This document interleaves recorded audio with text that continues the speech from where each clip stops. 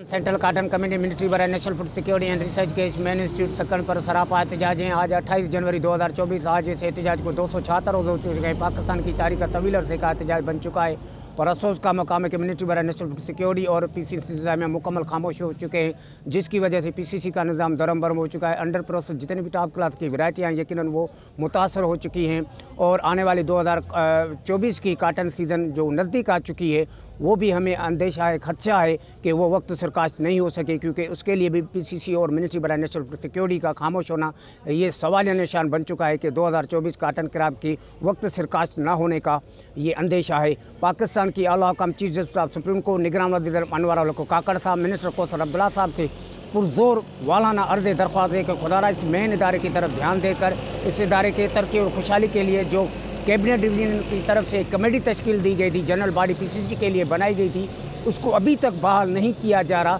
गैर कानूनी गैर आइनी तरीके से उस कमेटी को डीनोटिफाई कर दिया चंद दिन के अंदर। खुद मिलिट्री बराए नेशनल फूड सिक्योरिटी ने मिनिस्ट्री नेशनल फूड सिक्योरिटी से इस इकदाम की वजह से, इस डिसीजन की वजह से पूरे पीसीसी का निज़ाम दरम बरम हो चुका है। पीसीसी का करोड़ों रुपए का नुकसान हो चुका है।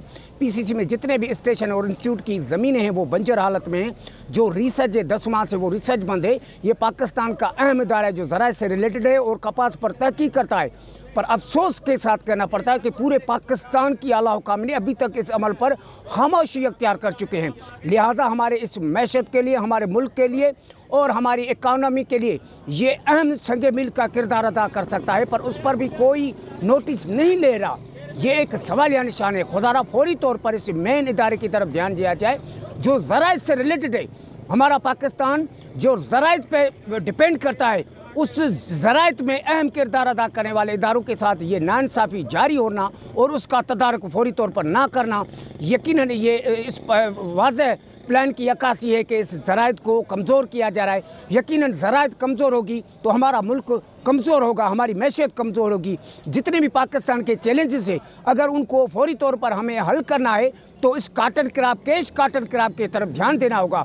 एक तरफ पूरे पाकिस्तान के सियासतदान ये कहते फिरते हैं कि पूरे पाकिस्तान में ज़राइत को हम जो है पजीराई देंगे, ज़राइत के लिए हम इक़दाम उठाएंगे, ज़राइत के लिए हम करोड़ों रुपए की बजट देंगे, अरबों रुपए की बजट देंगे, पर ये वाहिद सरापा एहतजाज मुतासरा मुलाजमीन जो पीसीसी इदारे कपास पे तहकीक करने वाले इदारे के निहत्ते मज़लूम मुलाजमीन सरापा एहतजाज सरद मौसम में पाकिस्तान की तारीख का तवील अरसे का एहतजाज बन चुका है। ये एक सवालिया निशान है, ये एक पैगाम है उनके लिए जो आप कह रहे हैं पूरे पाकिस्तान की आला हुकाम के लिए, जो इस ज़राइत के साथ हशर किया जा रहा है और उस पर फौरी तौर पर नोटिस लेना ये एक अफसोसनाक अमल है। खुदारा इस इदारों का तहफ़्फ़ुज़ किया जाए, इस इदारों के गैर कानूनी जितने भी काम हुए उनको फौरी तौर पर वापस लिए जाएं और इस इदारे के लिए फौरी तौर पर इस्टेब्लिशमेंट की तरफ से जो कमेटी तश्कील दी गई थी इसको फौरी तौर पर बहाल किया जाए।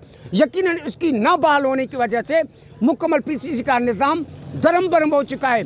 पीसीसी मेन इंस्टीट्यूट हो या स्टेशन हो वो बंजर हालत में है, तबाह हाल हैं, वो सारे मुलाजमीन परेशान हाल से दो चार हैं।